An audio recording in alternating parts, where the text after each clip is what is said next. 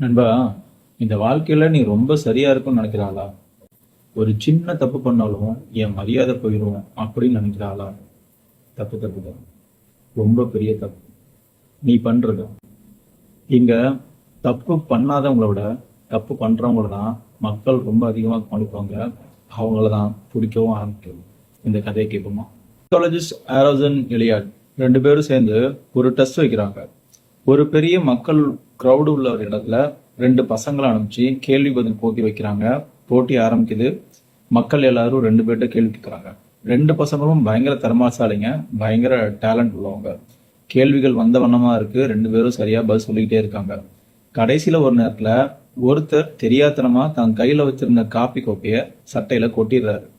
போட்டி முடியுது.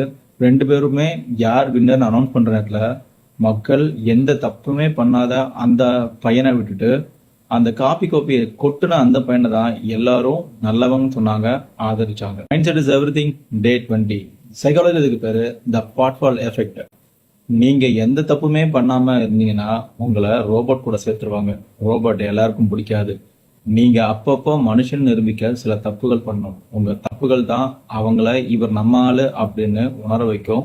உங்க குறைகளை அதை அழகா மாத்தி காட்டும். நீங்களும் விரும்பப்படுவீங்க.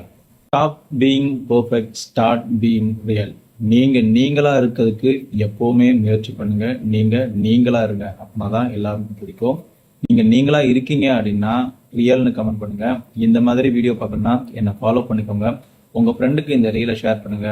நாளைக்கு வேற ஒரு சூப்பர் கதையோட நான் உங்களை மீட் பண்றேன். நான் உங்க Arulram, life skill coach and trainer, aim consulting. Take care.